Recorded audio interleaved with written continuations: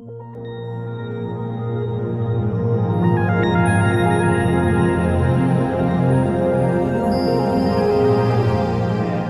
vamos iniciar o capítulo 9, Louvor e Gratidão, e lembrando a todos que aqui nós fazemos observações sobre a perspectiva, né, a visão mediúnica do estudo.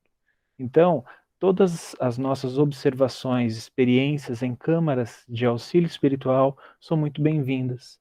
E também nossos apontamentos na própria leitura para que possa auxiliar os dirigentes, auxiliar os médiuns e auxiliar aqueles que trabalham diretamente com os assistidos, sejam eles encarnados ou desencarnados, nas diversas câmaras de tratamento espiritual, né, de auxílio espiritual, nas diversas casas espíritas. Sejam todos muito bem-vindos. Ivens, a palavra é sua.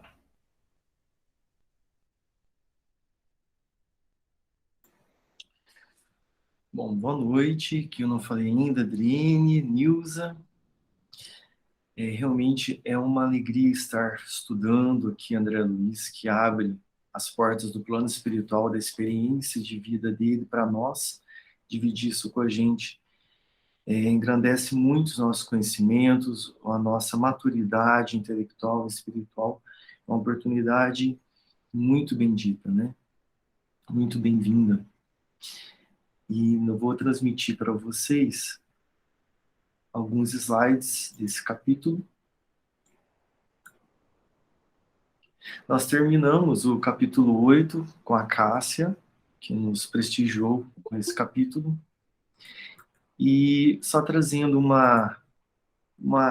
um elo para a gente se conectar aqui com a sequência, né, da história. Eles estavam, André Luiz, com a equipe dele, estava na Casa Transitória Fabiano de Cristo. É uma casa que chama transitória porque está entre o plano espiritual mais avançado, digamos assim, com mais conhecimento, com mais equilíbrio, com pessoas mais prontas para poder exercer suas atividades, e a crusta, que é realmente um lugar de desencarnados, assim, quem não está trabalhando, é um lugar de sofrimento, para quem está aqui sem fazer nada, na ociosidade ou no seu desequilíbrio, né? E eles foram fazer um resgate num vale que a gente chama de... É como se fosse um umbral, ali próximo à casa Fabiano de Cristo. E eles saíram para essa atividade, e o capítulo terminou com eles voltando para a casa Fabiano de Cristo. Nesse caminho, aqui começa o capítulo 9, Louvor e Gratidão.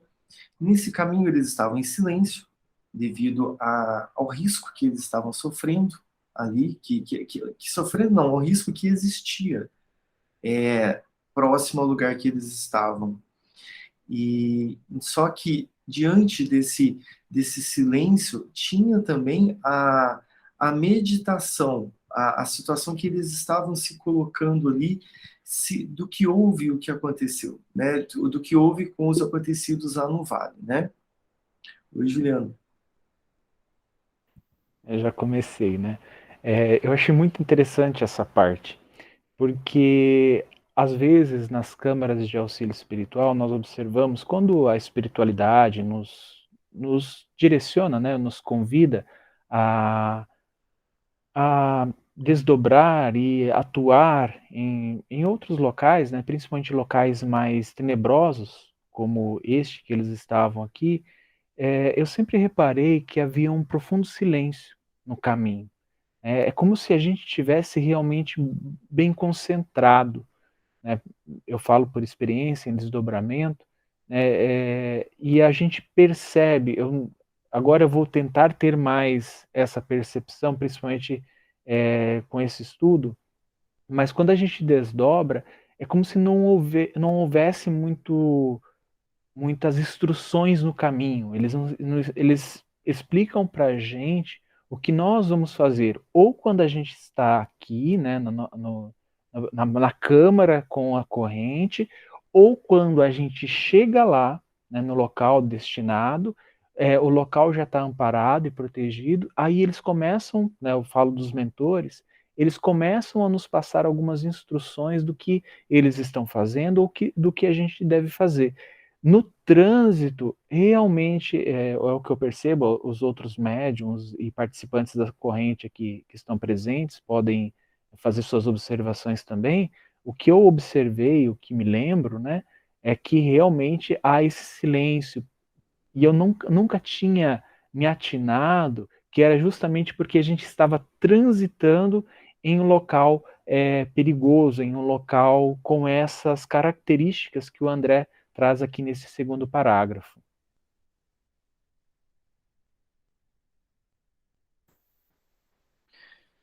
Sim, e essa questão do silêncio, quando a gente está com dificuldades em nossas vidas, em nossas atribulações, o silêncio, e quando a gente para realmente para poder ouvir o nosso íntimo, o nosso interior com calma, sem desequilíbrio, sem medos, ansiedades, sem manifestações desarmônicas, é onde vem a solução, é onde vem o raciocínio, é onde vem a ponderação, onde a gente não se deixa bater. A situação deles estarem voltando de uma atividade que era para resgate, e eles estavam voltando com as padiolas vazias, e não houve resgate nenhum, mas eles estavam numa sensação de contentamento. Ou seja, eles sabiam, através de uma análise profunda, a importância que foi o trabalho executado, apesar de não ter havido resgate, né? Então aqui a gente começa já com um trecho do livro, do capítulo. A irmã Zenóbia, nesse caminho de volta, disse o seguinte: felizmente nosso trabalho foi abençoado e profícuo. Os cooperadores novos estranharão talvez a minha afirmativa, lembrando sem dúvida que as faixas de salvamento voltaram vazias. Refiro-me à semeadura das verdades, eternas nos corações ignorantes, a ministração da esperança aos desalentados e tristes. Aqui eles já estavam chegando próximos da casa transitória, então já havia menos perigo ao redor, então eles já puderam conversar. Eles passaram um período ali de introspecção. Lembrando do capítulo anterior, o padre Hipólito, ele falou bastante para as pessoas que estavam sofrendo ali nos vales, estavam presas tinham uns guardiões lá que não queriam libertar, queriam deixar ainda as pessoas sob os agrilhões deles, né? Sob os grilhões deles. Então, tinha muito sofrimento naquela região. E Padre Zenóbio disse palavras muito confortadoras e esperançosas, trazendo a humanização para o interior deles. E a esperança, a perseverança de que eles iam conseguir sair daquele sofrimento. E assim foi passado, né? Possivelmente, se houvesse tido o resgate nessa mesma noite, não teria sido um número que, às vezes, se esperar um pouco mais, esse número acaba sendo maior de resgatados, porque eles ficaram assimilando as palavras do padre Hipólito, nessa questão de ver o que estava acontecendo com eles, quem era eles de fato, que futuro eles poderiam ter, que tipo de vida é essa. Então, com essa semeadura, né, que ele semeou, fertilizou e irrigou, ia crescer essa plantinha da transformação no interior deles. No dia seguinte, que ficaram de voltar, possivelmente o número de resgatados acabam sendo maiores, né? E também não vai levar pessoas que não estão prontas para que depois eles se percam e a situação fica complicada para onde eles forem levados, porque não estão preparados, não estão prontos, então seria um foco de perturbação no instante que eles não estariam ainda abertos, ou seja, eles possivelmente vão voltar para onde estavam ou para um outro lugar, também que não seja bom, né? Gente, aqui é uma roda de conversa, fiquem à vontade para poder dar suas opiniões, fazer as perguntas, porque acaba enriquecendo bastante o nosso estudo, né? Eu não vou ler esse slide todo, só o que me chamou a atenção, que a irmã Zenóbia disse, condições vibratórias adequadas à internação em nosso asilo. Era isso que eles esperariam nessas 24 horas que acontecesse para voltarem e resgatar. Mais um. A Cássia. Ives, é bem assim, né, interessante que eles avisam sobre o que ia acontecer durante a noite, né?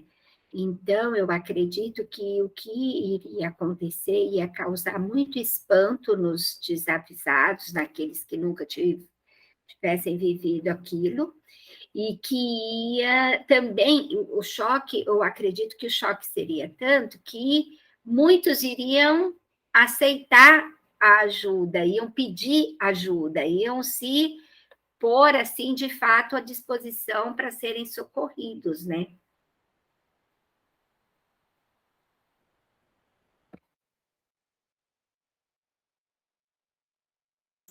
Desculpa. Certamente a Cássia. Muito bem dito. Mais um trecho da irmã Zenóbia. Sorriu benevolente e acrescentou: a compaixão, filha do amor, desejará estender sempre o braço que salva, mas a justiça, filha da lei, não prescinde da ação que retifica.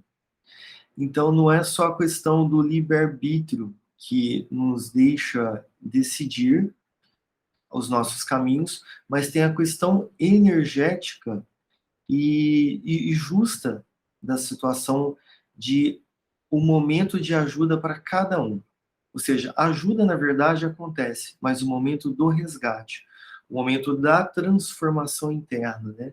A compaixão, ela estende o braço sempre àquele que precisa, que é o braço do amor. Mas a justiça, ela já pondera, ela já coloca as situações nos seus devidos lugares, que na verdade são os melhores lugares para cada um. Mesmo que sejam lugares ruins, são lugares importantes para que a gente viva ali experiências transitórias, que nos amadurece e nos deixa com um cabedal muito grande para depois, no futuro, até a gente poder compreender aqueles que estão lá atrás e a gente já está na frente, sem julgamentos, né? Oi, Juliano. O interessante dessa passagem é que, como voluntários numa casa espírita, a gente observa que quando um assistido precisa de auxílio, parece que a espiritualidade encontra um meio de ele chegar até a casa espírita. Eu estou falando da casa espírita porque é a nossa realidade, mas eu vejo também, né, minha família toda é católica, eu vejo também que as pessoas que precisam, elas encontram um meio de chegar até a religião, né, até um amparo espiritual, sendo numa casa espírita ou sendo em qualquer outra religião que lhe convém. E essa condução, né, lendo aqui o que Zenóbia traz, eu percebo que, no caso delas, era de um resgate de desencarnados. Mas isso acontece também com auxiliares, né, benevolentes, com os encarnados, de conduzir até uma casa espírita, conduzir até um templo religioso, é claro, espíritos desencarnados ligados a estes encarnados que procuram essas instituições. Então, essa compaixão que a Zenóbia fala aqui, eu interpretei dessa maneira. Ela sempre encontra um meio, né? Como filha do amor, sempre a gente vai ter estes amigos, esses nobres amigos nos auxiliando e auxiliando a todos, a quem consigam minimamente se ligar em vibração e sintonia. Mas tem um detalhe que muitas vezes nós esquecemos. Ela colocou muito bem. A justiça, que é filha da lei, isso quer dizer, eu interpretei como a lei divina, né, lei natural, a lei que rege todos os universos, todos os níveis de existência. ela não, ela não deixa, né, ela não deixa de lado a ação que precisa, a ação necessária para retificar, para colocar novamente no caminho, para corrigir. Então, por mais que essas pessoas estejam em um momento de fraqueza, em um momento de dificuldade, algum motivo, né, a levou a isso, algumas atitudes a levaram a isso. O que a Zenobia estava falando, olha, a gente chega o auxílio a essas pessoas, chega a compaixão, mas todo esse amparo, ele precisa que a pessoa, né, compreenda que a justiça, né, aquilo que estava acontecendo era para ele despertar, porque a justiça, a lei, né, a lei natural, ela estava em funcionamento. E ela precisa se corrigir para reparar, para retificar aquele estado, aquele acontecimento, ou aquela falha, né, que todos nós podemos ter cometido no passado. Sim, e isso dá continuidade ao que você falou com essa frase aqui, que haverá recursos da misericórdia para situações mais deploráveis. Entretanto, a ordem legal do universo cumprir-se-á invariavelmente. Em virtude, pois, da realidade, é justo que cada filho de Deus assuma responsabilidades e tome resoluções por si mesmo. E todas as situações ruins que as pessoas estão imersas, que é aparentemente injusta, tem uma causa bem justa, porque Deus é onipotente, onipresente, onisciente. E essas situações, apesar de estarem, a gente está vendo só a ponta do iceberg, elas são muito mais complexas e são ocasionadas por mil atitudes, mil condutas e mil sentimentos que nós tivemos lá atrás. E essa agora é a soma disso tudo, né? Tem as situações realmente que não são expiações, não são as consequências diretas do passado, mas sim são como provas, né, que a pessoa está vivendo aquela experiência negativa sem ter ocasionado energeticamente aquilo, não houve atração, não houve ação e reação, não houve uma resposta do universo, mas sim uma atitude de alguém externo para com a pessoa que ficou naquela situação ruim. E aí? Isso, na verdade, também vai trazer uma boa oportunidade para o amadurecimento dessa pessoa. Nada é perdido, nada é em vão. E quando passa, porque tudo passa, a pessoa vai perceber que ficou um aprendizado muito grande, uma experiência muito interessante. Oi, Camila. Oi, até pelo... Vocês estão me ouvindo bem? Estamos. Pelo comentário, né, desse trecho do Juliano e o seu também, eu tinha lido até um trecho atrás, estava acompanhando, mas acho que você não chegou a ler. E eu acho bem interessante, até por conta disso que a gente está falando nesse trecho em relação à justiça, né, divina, as leis naturais, que ela fa... eu não lembro quem está falando, se é o próprio André Luiz, que fala, que é a Zenóbia falando, né, sobre onde eles estiveram, que é esse momento, né, que nem não teve esses resgates, porque tudo está no seu tempo certo, né? E aí ela fala que o mais desejável para nós é que todos caminhem utilizando os próprios pés para que de futuro, em meio dos serviços naturais da regeneração, não se declarem vitimados por ações de arrastamento. Em todos os lugares encontraremos compaixão e a justiça de Deus. Até pelos exemplos que já teve no início e que terão aí mais para frente, a gente percebe que a dificuldade maior é do perdão, né? E aí, esse perdão que é tão difícil para a gente, assim, eu entendo que é essa sensação de vitimismo que a gente carrega, né? E eu achei bem importante esse trecho, assim, de falar desse vitimismo que se arrasta, assim, porque isso é tanto, assim, para muitos de nós aqui encarnados, e pelo que eu percebi, para muitos mesmo que estão desencarnados, né? A maior dificuldade é essa sensação de que a pessoa é sempre prejudicada, é a vítima da situação, em todas as histórias que a gente escuta, né? Todos os exemplos, e aí essa dificuldade do perdão. É isso.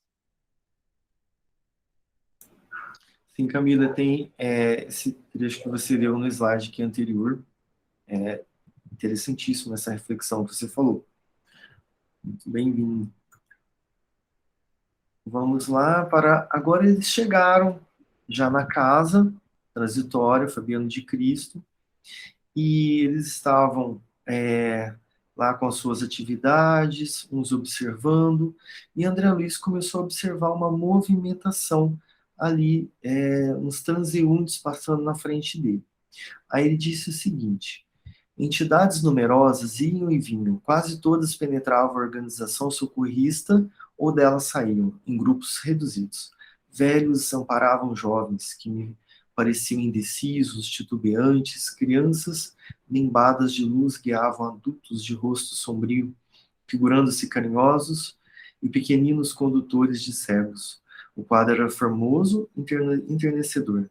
Possivelmente examinando a estranheza que se apossara de mim, adiantou-se a orientadora da instituição, explicando atenciosa: nossos amigos da crosta, parcialmente libertos da carne, pela atuação do sono, afluem até aqui todas as noites, trazidos por companheiros espirituais, com o fim de receberem os socorros ou avisos necessários. A casa oferece recursos aos encontros. Então, são felizes são aqueles que, quando dormem, o corpo, o sono do corpo físico e desdobram, todos nós dobramos, saímos do nosso corpo, vamos para esses lugares, onde a gente aprende, assiste palestras, faz curso, a gente é medicado, é feito exames, é feito tratamentos, orientações, acertos de contas, pendências do passado e muitas outras coisas. Então, às vezes a gente não se lembra porque a gente mesmo bloqueia isso, ou então é bloqueado pelo nosso mentor. Ele acha que a gente não deve lembrar totalmente, mas que fique a impressão, que fique a sensação, que fique a mudança íntima. Houve uma renovação no inconsciente. Não foi em vão, apesar de não lembrar. Muitas vezes a gente lembra, ou lembra de forma distorcida, como se fosse alegórica do que aconteceu. Né? O que chamou a atenção dele, do André Luiz, num desses casos, tinha um garoto de 9, 10 anos que ele estava conduzindo uma senhora que era a mãe dele pelas mãos. Ele deu as mãos para ela e ele, com olhar lúcido, ele ativo e sereno, com passos firmes, e a mãe, uma situação como se fosse assim, sofredora, ela não conseguia raciocinar muito bem, ela estava sendo guiada por ele.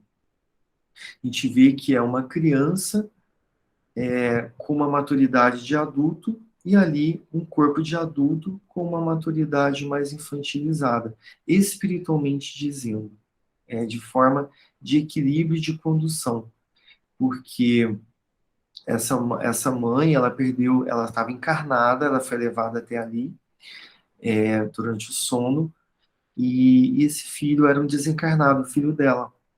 Então ela estava tendo a oportunidade de estar ali com ele, né, vivendo momentos assim de amenizar a saudade, e ao mesmo tempo ele estava ajudando, guiando e orientando para que ela, acordando, pudesse ter uma vida mais equilibrada, uma vida mais atenta para as coisas menos físicas, menos materiais, um entendimento melhor do plano espiritual para que compreenda a perda, né?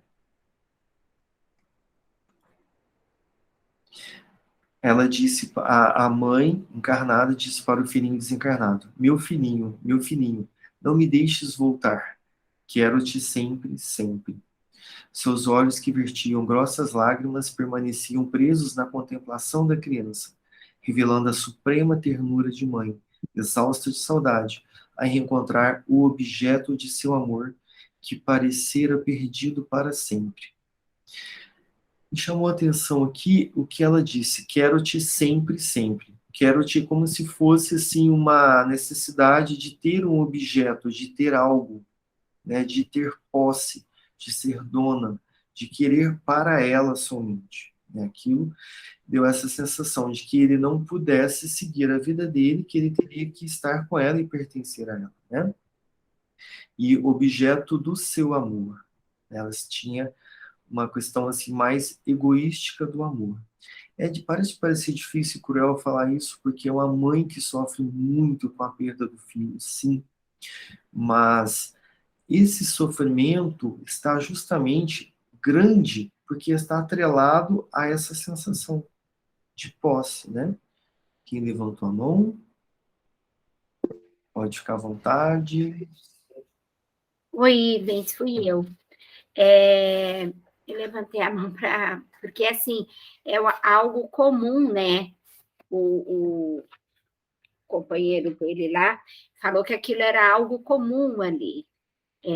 Espíritos de familiares, né, já desencarnados, trazerem encarnados durante as horas do sono físico para receberem tratamentos, né? Aquilo ali era uma cena comum ali. Sim, interessante. Oi, Juliano. Vamos prestar bastante atenção nesse comportamento dessa senhora e vamos ver depois, que vai acontecer daqui a pouquinho, né? Um outro comportamento de uma mãe. Né? Depois a gente compara esses dois comportamentos para a gente ver. É uma diferença de entendimento, né? Quando chegar lá a gente comenta sobre isso. Eu estou falando para a gente lembrar deste acontecimento aqui. Sim, bem interessante isso. E então ela atrelou a vida dela, a felicidade dela, o sentido da vida e da existência somente ao filho. Ela não tinha olhos e focos para outras coisas. Então ficou uma monoideia, uma fixação, uma possessão de ideia, de vontade, de sentimento. Né? Ela ficou ancorada no tempo, ela ficou presa, como se estivesse algemada naquele tempo e espaço, né, de sentimento, de mente e de sentido de vida. Isso realmente deixa a pessoa no estado como ela está. Ela não conseguia ver o André Luiz e os companheiros do André Luiz, devido à diferença de padrão vibratório. Ela estava com um padrão vibratório bem denso, estava assim, bem, que a gente fala assim na medicina, com a mente bem obnubilada, muito adormecida mentalmente, né?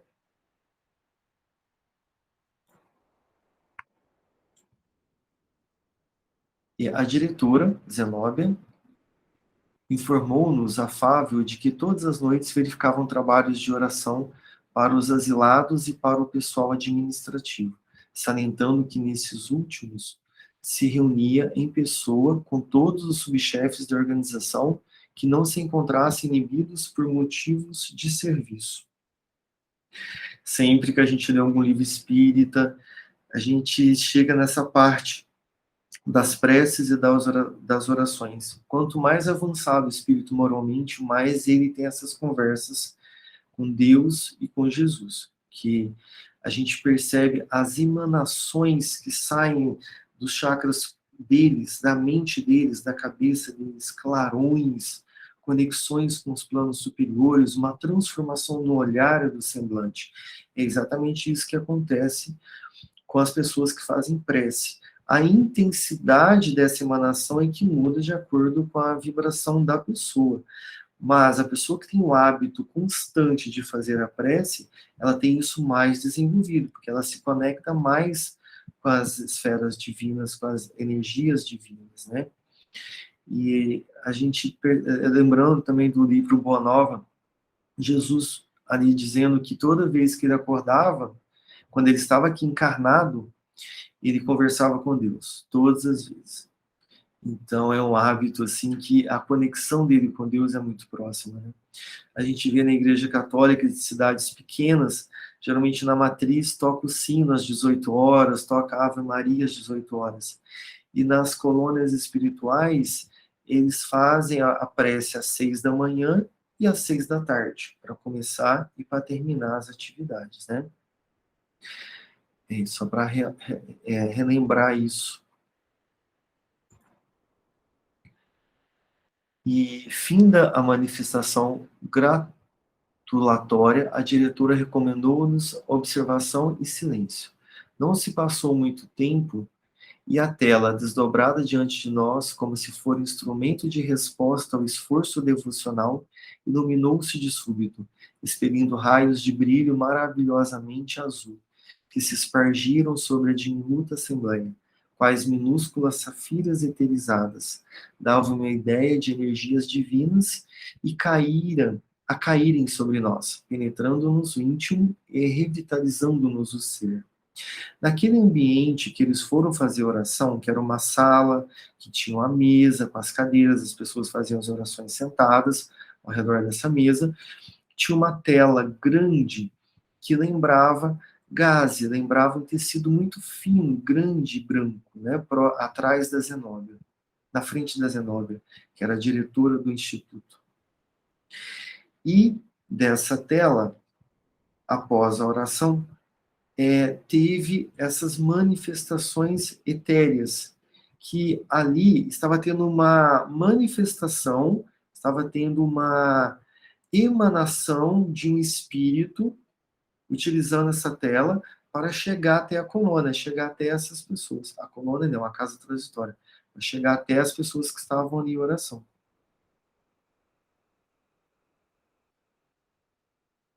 E assegura o iluminado visitante, tornou a clarividente prestimosa, que as vibrações ambienciais inclinavam-se agora para as esferas inferiores e que não conseguirá fazer-se visível a todos, não obstante o seu desejo. Explicando que esse pedaço, né? Tinha um trabalhador da esfera mais alta, ele sempre trazia comunicações para o Fabiano de Cristo. É o Benedito, o nome dele. E eles não conseguiam perceber a presença do Benedito, porque ele tinha um perispírito mais etéreo, leve, mais rarefeito, né, com menos marcas negativas. E os perispíritos ali, dos que estavam, eram mais densos que ele, então ele não conseguia ser visto por eles. Precisava de um médium. Existem médiums desencarnados que recebem as mensagens de espíritos também, mas não espíritos que estão em outra dimensão, como o físico e o plano espiritual, mas espíritos que estão com uma elevação moral maior. Então, esses, entre aspas, médiums, eles se doam também lá para esse trabalho de diversas formas.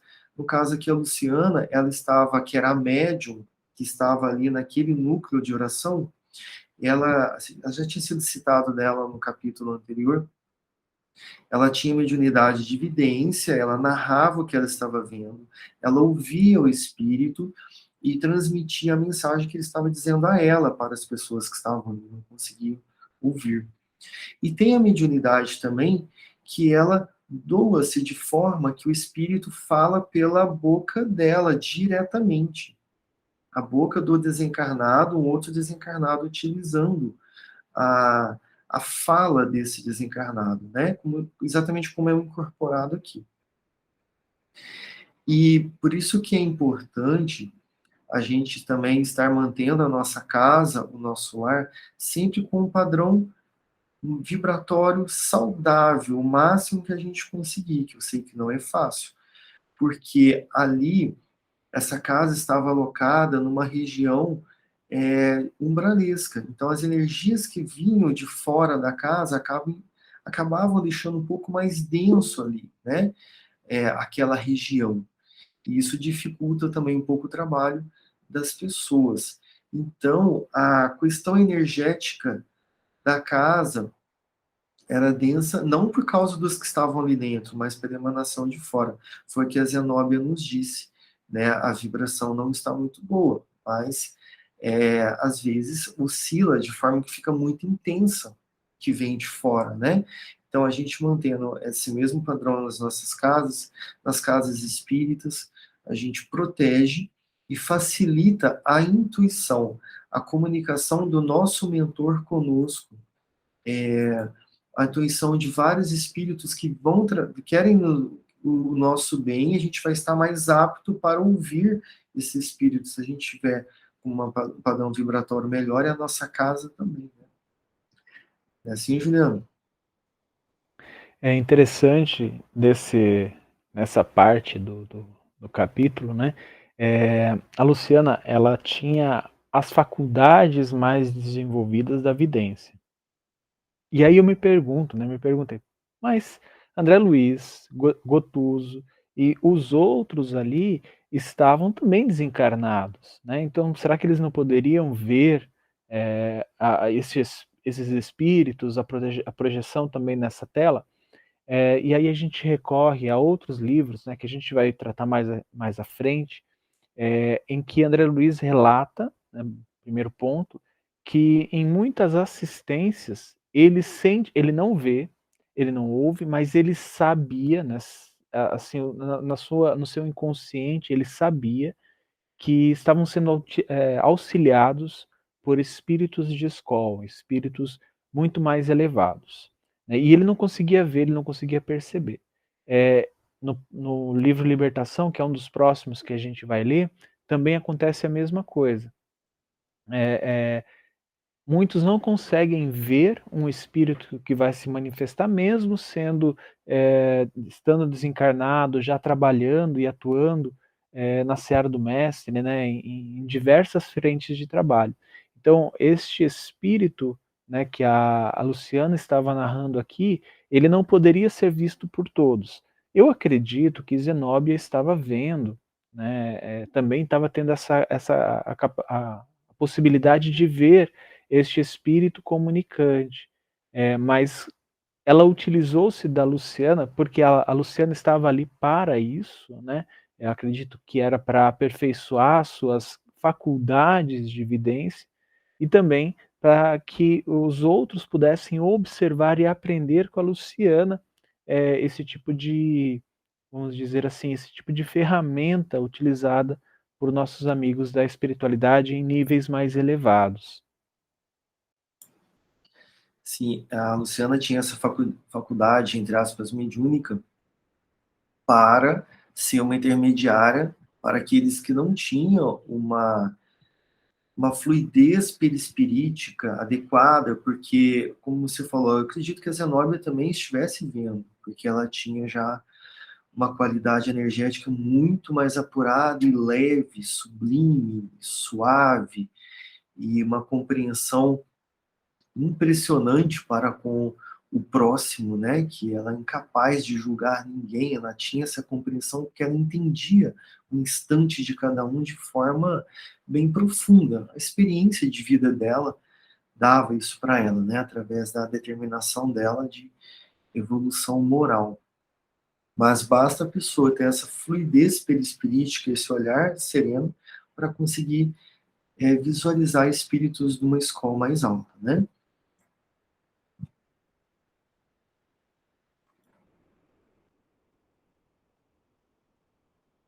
Muito bem.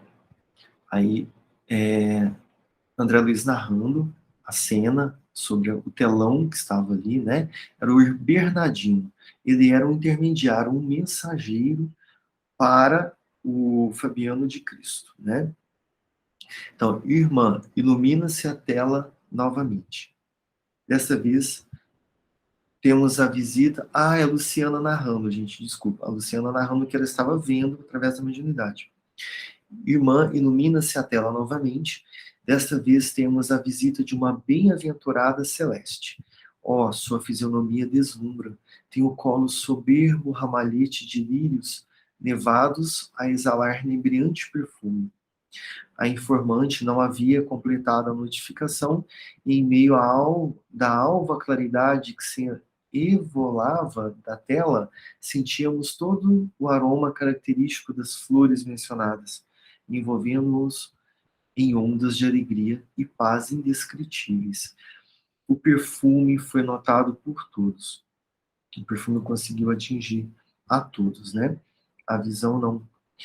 Era a Letícia que ia dar a manifestação agora, que ia trazer uma mensagem agora, através da médium Luciana, e ela tinha sido a mãe de Gotuso, que era um dos mentores, trabalhadores da casa, que estava ali, naquele ambiente de oração também. Ele estava há muitos anos trabalhando nessa casa. E na última encarnação, a Letícia foi a mãe dele, e então ela precisava, ela precisava trazer uma mensagem especificamente para o Gotuso.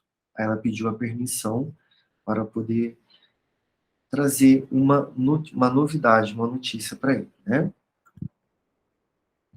Sim, Luciana, tanto quanto estiverem suas possibilidades, ceda o seu veículo de manifestação, já que o ambiente permanece pesadíssimo.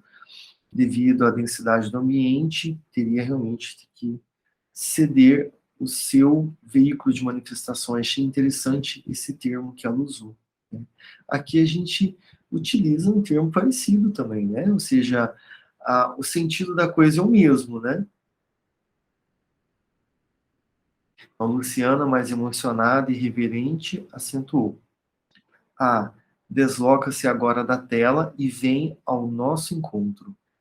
A Letícia, né? Adiantando-se de suas mãos, desprendem-se raios de sublime luz. Abraça-me. Oh, como sois generosa, abnegada, benfeitora. Sim, estou pronta, cederei com prazer. Nesse instante, a fisionomia de Luciana transformou-se. Beatífico sorriso estampou-se-lhe nos lábios. De sua fronte irradiava-se formosa luz. Com a voz altamente modificada, começou a exprimir-se a emissária por seu intermédio. Desculpa, isso.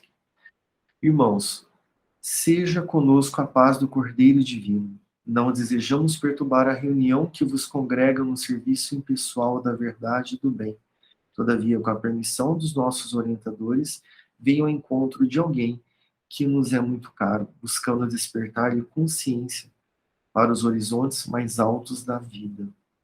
A gente vê que eles não perdem o tempo deles. Tudo que eles fazem ali no estágio evolutivo deles está atrelado a alguma coisa que vai transformar algo de ruim em bom. Vai trazer uma educação, uma cura, vai trazer algo de bom para as pessoas, né? Então, eles não têm muito, assim, tempo a perder, né? Então, a Letícia disse: colherei contente na alma fraterna dessa assembleia de cooperadores da vontade divina, elementos de tolerância e compreensão, e sentir-me-ei feliz se puder oferecer-lhes algo do carinho materno que mantenho no coração faminto de vida superior. Aqui vem uma analogia que o Juliano trouxe para nós. Vamos comparar duas mães, né? A mãe do garotinho de 10 anos, e a gente sabe que maturidade espiritual não tem nada a ver com a aparência e aspecto do corpo físico, né? Um garoto com um corpo físico de 10 anos, uma maturidade espiritual muito maior, né? E quem levantou a mão, pode falar. Eu levantei sem querer, Ives, desculpa. E então a Letícia, ela tinha para com todos ali esse sentimento de mãe, ou seja, todo o grupo conjunto, ela emanava para todos o amor de mãe, o amor maternal. Era o que ela estava sentindo naquele instante por aquelas pessoas. E as pessoas recebem esse fluido maternal, esse carinho, esse aconchego, essa segurança e esse conforto. Olha como é linda essa manifestação de uma pessoa para tantas pessoas. Olha a quantos estão recebendo esse benefício, né? Por isso, porque ela não tem mais aquela questão maternal de posse, é meu, e objeto do amor, né? Então, é uma coisa muito mais amadurecida. E a gente vê a diferença das consequências de como lidar com esse amor de mãe. A consequência dessa mãe que ama que tem esse amor maternal para com todos, a diferença da mãe que tem mais com um alvo, um foco único, né? Eu acho que é mais ou menos isso que te chamou a atenção, né, Juliana? Sim, Ivens, é isso mesmo, principalmente na maneira como ela trata, né? Ela vem instruir, chama a atenção ao mesmo tempo, não tem esse apego e coloca, como você falou muito bem, na posição de irmã dele. Tudo bem, eu te amo como meu filho, né? Mas eu estou aqui para te aconselhar como uma irmã na jornada, uma irmã de caminhada, diferente daquela dependência da mãe do menino, né? Porque o que parecia, né? Como você colocou muito bem, é uma dependência. Enquanto é este espírito que vem se comunicar, a mãe do Gotuso, né, que foi a mãe do Gotuso, ela vem como orientadora. Tanto que ela dá algumas broncas no Gotuso que nós irmãos fazemos uns pelos outros, né? É o que a gente faz. Claro, ela deu com muito amor, né? Coisa que eu não faço com meu irmão sanguíneo mesmo, né? Mas é uma coisa que é muito interessante, né? Essa comparação entre as duas formas de lidar. A diferença de não ter o amor como se fosse posse, né, aquela coisa mais apaixonada, ligada à paixão, é que começa a ver a todos com um olhar muito mais fraterno, mais de irmão. E isso alivia muito os relacionamentos, né, de ciúme, quando tem um distanciamento, às vezes por um motivo de força maior entre pessoas que se gostam, quando tem desencarnes, né, porque ela não colocou a vida dela, o sentido dela ser nas mãos de um só, né? Ela não traz assim aquele foco único. Então, é interessante esse despertar desse amadurecimento, como isso alivia, né? Como isso tira pesos das costas, do coração, da mente e sofrimentos, né? E continuando, Letícia disse: colherei contente na alma fraterna dessa assembleia de cooperadores da vontade divina, elementos de tolerância e compreensão. Sentir-me feliz se puder oferecer-lhes algo do caminho materno. Esse aqui a gente já leu. Aí a Letícia disse para o Gutuso: ouça desapaixonadamente a palavra de sua mãe e velha amiga. Desprenda-se das ideias antigas para compreender melhor. As decepções inferiores do nosso eu também se cristalizam, impedindo a penetração da luz em nosso campo interno. Então, como a Letícia não tinha sentimento de amor de mãe somente por Gutuso e por todos, ela já tinha sublimado os sentimentos dela, então ela já tinha até esse olhar fraternal também para o Gotuso, sendo que eles já tinham vivido várias experiências juntos aqui na Terra, né? Essa de mãe e filha não foi a primeira. E me chamou a atenção para que ela chamou assim, primeiro, do que eu vou te falar, ouça sem aquele pensamento de paixão, desapaixonadamente. Porque isso faz com que traz um sentimento de profundo materialismo, quando a gente tem a ótica e o olhar com essa essência da paixão diante do que eu estou vendo, ouvindo e julgando, né? Porque dentro desse olhar materialista pode existir, no nosso passado, ódio cristalizado, rancor, mágoas, preconceitos, concepções erradas fixadas na mente, né? Quando a gente tira a paixão, onde tem a clareza para o raciocínio. Ela falou, primeiro, tudo que eu vou dizer, veja com um olhar mais sublime, né? Para poder alcançar o que eu estou querendo dizer, né? Então, suas manifestações de natureza exterior instruem e confortam. Seus pensamentos mais íntimos, entretanto, dilaceram-nos o coração. Como conduzirá doentes à cura se prossegue magoado com aqueles que o feriram aparentemente? Aqui a gente está falando do Gotuso, um mentor, um trabalhador de muitos anos ali, que estava fazendo um trabalho muito bom, interessantíssimo, belíssimo, mas que tinha essas mazelas no passado dele, que tinha mágoas, que tinha ciúme, tinha rancor, porque ele não é um espírito puro. Ele é um espírito com uma graduação moral boa, mas ainda tem muito que rever ainda dentro das suas situações de virtudes que ele precisa desenvolver, né? Então a gente sabe que muitos mentores que nos ajudam também estão na luta árdua para se melhorar. E disse que agora também é importante ele olhar de forma mais, com mais assim, afinco para a evolução dele, para ajudar a si próprio. Você está ajudando a tanta gente, mas está esquecendo de ajudar a si própria, as suas causas íntimas. Você está fazendo caridade, mas não está se transformando para você mudar a sua ótica da vida. Porque ele desencarnou, ele era casado e deixou a viúva.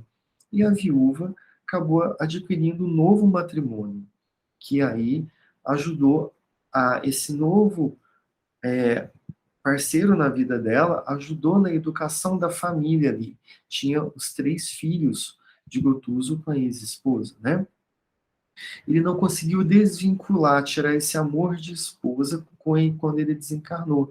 Tinha ainda o sentimento de posse. Ele se sentiu traído. Tinha ainda assim a minha esposa, né? Ela foi esposa, ela estava sendo esposa quando encarnado, mas minha, o que é de posse, a gente nunca perde. Se perdeu é porque realmente não era minha, estava sendo, né? Igual aquele garoto, estava sendo filho daquela senhora, né? Todo mundo está no estágio que estar sendo, e não é para sempre, né? Esses graus de parentescos, né?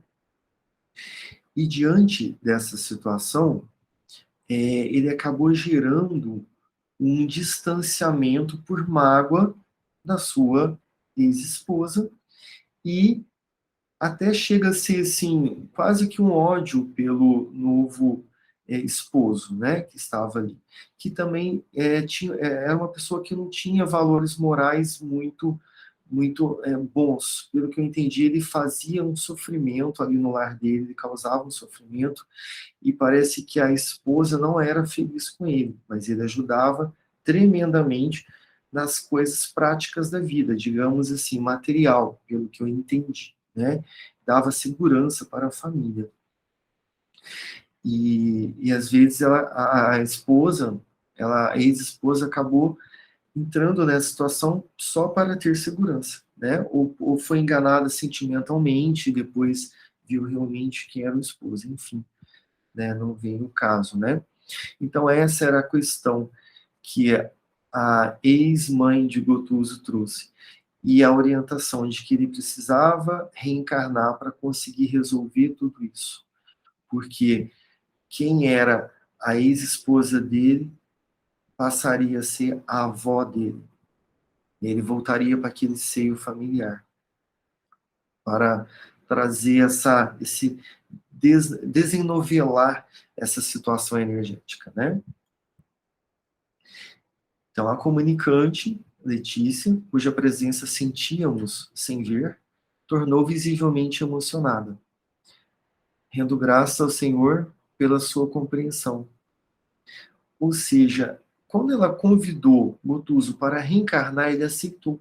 Ele falou, eu entendo, eu estou arrependido do sentimento que eu estava tendo para com a minha ex-esposa e para com esse novo cônjuge que ela adquiriu. Então ele viu a necessidade disso. Então ela ficou emocionada por ele aceitar, ou seja, vai voltar ao corpo de carne, né? Sim, meu filho, organizaremos todas as medidas indispensáveis. Voltará em breve ao agrupamento familiar, O Instituto Doméstico, legitimamente considerado, é celeiro de supremos valores educativos para quantos procurem os interesses divinos, acima das cogitações humanas. Reencontrará simpatias e antipatias de outro tempo, oferecendo possibilidades felizes de reajustamento emocional. Recapitule mentalmente as lições aprendidas, peça a inspiração de Jesus e disponha-se a partir tranquilo. Não desanime diante do serviço a fazer. Somos milhões de criaturas disputando o ensejo de santificar sentimentos. É até interessante a gente fazer digamos aqui, um teste nosso aqui, né? Se nós estivéssemos desencarnados agora, nesse instante, o que nós teríamos que resolver com o nosso núcleo familiar? Quais são as nossas pendências? Porque quando a gente chega do outro lado, nenhum sentimento vai melhorar, simplesmente porque eu desencarnei. Nenhum ódio, nenhum ciúme, nada vai mudar só porque eu desencarnei. Então, será que eu teria que reencarnar nesse seio que eu estou hoje para resolver isso? Será que vai ser necessário isso? Será que a gente vai ter que dar mais uma volta nessa família para resolver? Ou a gente vai conseguir resolver agora? Ou a gente vai conseguir ir, digamos assim, de mãos vazias de coisas ruins, mas com a mochila cheia de coisas boas, né? Então fica aí digamos, essa reflexão de a gente colocar aí durante essa semana itens que a gente precisa resolver para não dar mais essa volta, né? Digamos, a gente daria uma volta maior, porque essa já está resolvida. Iríamos para instâncias mais altas, instâncias novas experiências, porque a gente precisa repetir com as pessoas o que a gente não consegue resolver. Não vamos ficar repetindo com as pessoas.